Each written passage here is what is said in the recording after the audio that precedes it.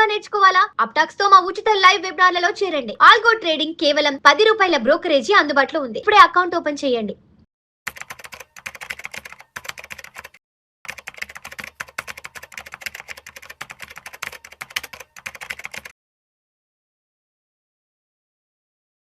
అనిల్ గారు నమస్తే సార్. నమస్తే విష్ణు గారు. అనిల్ గారు ఒక్కసారి ఇవాళ మార్కెట్ క్లోజింగ్ ఎక్కడో చూద్దాము. ఇవాళ జూన్ 1 మండే. సెన్సెక్స్ విషయానికి వస్తే 508 పాయింట్ల నష్టంతో 74,267 వద్ద క్లోజ్ అయింది. నిఫ్టీ విషయానికి వస్తే 165 పాయింట్ల నష్టంతో 23,382 వద్ద క్లోజ్ అయింది.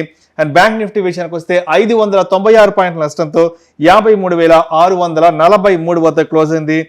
ఒక్కసారి సెన్సెక్స్ గురించి కొంచెం డీటెయిల్గా చూస్తే Sensex crashes 1000 points from days high and Nifty below 23,450 దగ్గర. ఏంటి మార్కెట్లో ఇంత పెద్ద ఎత్తున నష్టాలు, మార్కెట్లో నష్టాల విధ్వంసం ఏమాత్రం ఆగట్లేదు. ఎప్పటికి అసలు ఈ మార్కెట్లో కోలుకునే అవకాశం ఏమైనా కనిపిస్తుందో దగ్గరలో? అది $1 మిలియన్ ప్రశ్న అది. బట్ ఒకటి పక్కా ఏంటంటే మాత్రం మార్కెట్స్ కొంచెం హోప్ ఏముండిందంటే జూన్ కొత్త మంత్ అట్లీస్ట్ పాజిటివ్గా స్టార్ట్ అవుతుంది అనుకున్నాము. ఎందుకంటే లాస్ట్ మంత్ మనం చూసుకుంటే సెన్సెక్స్ కానీ ఈవెన్ నిఫ్టీ కూడా దగ్గర 3.5% 30 డేస్లో పడిపోయాయి. 31 డేస్లో. సో లాస్ట్ 1 వీక్లో ఒక్క 1 వీక్లోనే 1.5% పడింది సెన్సెక్స్ కానీ నిఫ్టీ కానీ. అండ్ ఈ క్వార్టర్లో కూడా అంత గొప్పగా లేదు. అండ్ ఈ హాఫ్ ఇయర్లో 6 మంత్స్లో కూడా 13.5% డౌన్ ఉన్నాయి మార్కెట్స్. సో ఈ పరిస్థితులన్నీ మారాలి అంటే మారొచ్చు. కాకపోతే ఒక్కటి ఏం జరిగిందంటే ఫ్రైడే రోజు ఏదైతే లాస్ట్ 15-20 నిమిషాల్లో హాఫ్ అన్ అవర్లో క్విక్ సెల్ ఆఫ్ జరిగింది. బట్ అంటే దానికి మల్టిపుల్ రీజన్స్ ఉండొచ్చు. బట్ మేజర్ రీజన్ మాత్రం ఎంఎస్సిఐ రీజిగ్, అంటే ఎంఎస్సిఐ ఇండెక్స్ ఏదైతే ఉందో అందులో కొన్ని కంపెనీస్ పైకి వెళ్తాయి, కొన్ని కిందికి వస్తూ ఉంటాయి. అది ఆ షఫుల్ అనేది మొన్న ఫ్రైడే రోజు సాయంత్రం జరిగింది. దానివల్ల హ్యూజ్ సెల్ ఆఫ్ జరిగింది. ఇది అందుకోసమే చూసుకుంటే ఆ రోజు మనము ఫ్రైడే ఒక్కరోజు నియర్లీ ఎఫ్ఐఐస్ 21,000 కోట్లు, ఆల్మోస్ట్ 21,106 కోట్ల వర్త్ రూపీస్ షేర్స్ అమ్మేశారు ఆ ఒక్కరోజు. అండ్ డిఐఎస్ కూడా ఏం తక్కువ తినలేదు, 16,760 కోట్లు కొన్నారు. సో డిఐఎస్ నుంచి సపోర్ట్ వచ్చింది. బట్ ఎఫ్ఐఎస్ మ్యాసివ్గా సెల్ చేయాల్సి వచ్చింది. But major thing could be MSCI అనేది ఒక రీజన్.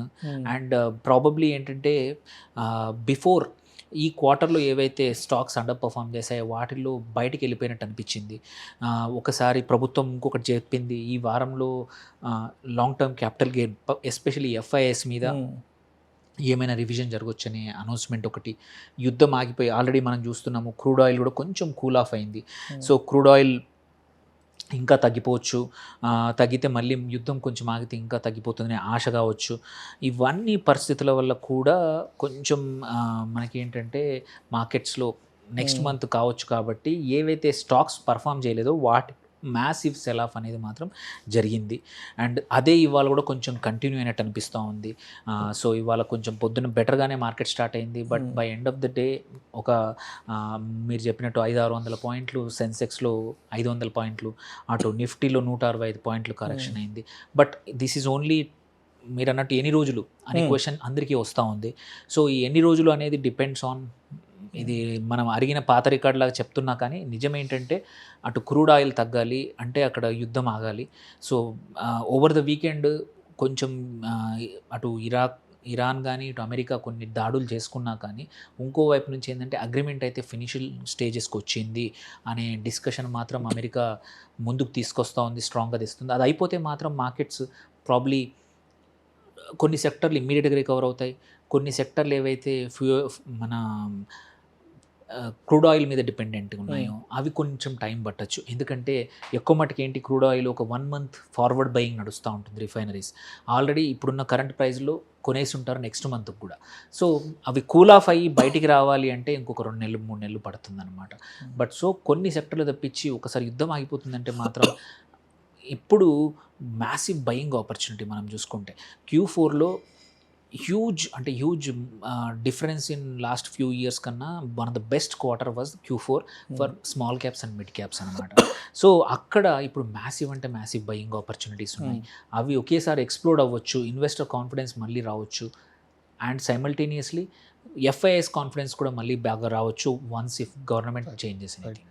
సో అనిల్ గారు, అంటే ఇప్పటి వరకు మార్కెట్ నష్టాలకి కారణంగా మనం అంటే గ్లోబల్గా ఉన్న చాలా అన్సర్టనిటీస్ గురించి మాట్లాడుకున్నాం, జియో పొలిటికల్ టెన్షన్స్ ఇవన్నీ మాట్లాడుకున్నాం. అంటే మార్కెట్ నష్టాలకు మరొక కారణం కూడా తోడవబోతోంది ఇక్కడ మనకి రీజనల్గా. ఎందుకంటే ఈ సంవత్సరం ఎల్ నినో ప్రభావం కారణంగా వర్షపాతం కూడా బాగా తక్కువగా వచ్చే అవకాశం ఉందంటూ కూడా వాతావరణ నిపుణులు హెచ్చరిస్తున్నారు. మార్కెట్ వర్గాల్లో కూడా దీనికి సంబంధించి కొంత డిస్కషన్ స్టార్ట్ అయింది. ఎందుకంటే ఆల్మోస్ట్ జూన్ స్టార్ట్ అయిపోయింది. జూన్ అంటే ఎవరికి మాన్సూన్ స్టార్ట్ అయిపోయి వ్యవసాయ కార్యక్రమాలన్నీ కూడా స్టార్ట్ అవ్వాల్సిన మంచి పీక్ సీజన్. బట్ ఇంకా కూడా ఎండలు 46-47 డిగ్రీలు ఎండలు వాయించి కొడుతున్నాయి. అంటే వాతావరణం మీద కూడా ఈసారి కొంత భయము, అభద్రతా భావం ఏర్పడింది. కాబట్టి ఇది కూడా మార్కెట్లకు ఏదన్నా అంటే మార్కెట్ నష్టాల్లోకి వెళ్ళడానికి ఇది కూడా మరొక కారణం ఏదైనా యాడ్ అయ్యే అవకాశం ఉందంటారా? అది మీరు అన్నది నిజము. ఎందుకంటే మనం ఇండియన్ ఎకానమీకి మాన్సూన్ సార్ చాలా important. But one thing for sure, El Nino వల్ల మొత్తం అయితే వర్షం ఆగదు. కొన్ని ప్లేసులు మాత్రమే ఇంపాక్ట్ అవుతాయి. సో ఈ ఇంపాక్ట్ కూడా మరీ మ్యాసివ్గా ఉండకపోవచ్చు అనేది ఇది ఇంతకుముందు 1-2 సంవత్సరాలు, ఒక 10-12 సంవత్సరాల క్రితం జరిగింది ఎల్ నినో ఎఫెక్ట్. ఈసారి అంతగా ఉండకపోవచ్చు అనేది చెప్పారు. అండ్ ఇంకొకటి మనకి ఏంటంటే ఫుడ్ ప్రొడక్షన్ మనము సఫిషియెంట్గా ఉంది. ఓన్లీ 1-2 చిన్న సెక్టార్లు మాత్రమే ఎఫెక్ట్ అవ్వచ్చు, బ్రాడ్గా ఎఫెక్ట్ కాకపోవచ్చు. కాకపోతే ఏంటంటే రూరల్ ఎకానమీలో కొంచెం కన్జంప్షన్ దసరా దీవాళి అప్పుడు ఇది ఎఫెక్ట్ ఏమైనా ఉంటే కొంచెం తగ్గుతుంది. కానీ బట్ అదర్వైజ్ ఇది అంత స్లో డౌన్ అయ్యే అవకాశం లేదు. ఎందుకంటే ఓన్లీ ఒక స్మాల్ ఏరియాస్లో, కొన్ని ఏరియాస్లో మాత్రమే మేజర్ ఎఫెక్ట్ కనబడే అవకాశం ఉంది ఎల్ నినోది. నేను చదివింది ఏంటంటే ఓన్లీ కొన్ని ఒక 5-6 ప్రాంతాల్లో. So effect will be less ఉన్నా కానీ కొన్ని సెక్టర్స్ మీదనే తప్ప ఎక్కువ సెక్టర్స్ మీద ఉండదు. సో భయపడాల్సిన అవసరం లేదు ఎల్ నినోది. సెక్టర్లు కూడా చూసుకున్నా ఇవాళ మాత్రం, ఎందుకంటే ఇట్లాంటి టైంలో పర్ఫామ్ చేసేవి డిఫెన్సివ్ కానీ or IT, because USD INR చూసుకుంటే. సో ఐటీ అందుకే 2.66% పెరిగింది ఇండెక్స్. మీడియా కూడా ఒక 1.37% పెరిగింది. మెటల్స్ కూడా ఒక 4.49%. అదర్వైజ్ మిగిలిన అన్ని సెక్టర్స్ రైట్ ఫ్రమ్ అనిల్ గారు. అండ్ అదేవిధంగా ఇవాళ బ్యాంక్ నిఫ్టీ కూడా గట్టిగానే దెబ్బతినింది. ఆల్మోస్ట్ 596 పాయింట్లు బ్యాంక్ నిఫ్టీ కూడా కొంచెం నెగిటివ్లోకి వెళ్ళడం జరిగింది. అండ్ బ్యాంక్ నిఫ్టీ పరిస్థితి ఎలా ఉంది? సో బ్యాంక్ నిఫ్టీ ఏంటంటే 53,000 దగ్గరికి వచ్చింది. మనం 55,000 చూసాము లాస్ట్ మంత్, 55,000-56,000 కూడా చూసాము. బట్ ఇక్కడ ఏంటంటే ఎస్పెషల్లీ పిఎస్యు బ్యాంక్స్ ఇవాళ డ్రాగ్ చేసాయి, డౌన్ చేసాయి. అవి కొంచెం వాల్యుయేషన్ చూసుకున్నా కొంచెం హెవీగానే ఉంది ఆల్రెడీ. అదే వేరేజ్ అందుకని చూస్తే ఇవాళ పిఎస్యు బ్యాంక్స్ 1.85% పడిపోయింది ఇండెక్స్.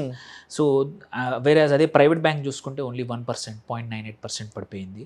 సో ఇవన్నీ కూడా ఏంటంటే ఈ అన్సర్టనిటీస్ వల్ల తప్ప. అండ్ ఇంకొకటి ఏంటంటే వీటన్నిటికీ మేజర్ ట్రిగ్గర్ రాబోతోంది 5th ఆర్బీఐది పాలసీ కూడా ఉంది. సో బట్ ఎక్స్పెక్టేషన్స్ ఏంటంటే పెద్ద చేంజెస్ ఏమీ ఉండకపోవచ్చు, రేట్ కట్స్ ఏమీ ఉండకపోవచ్చు.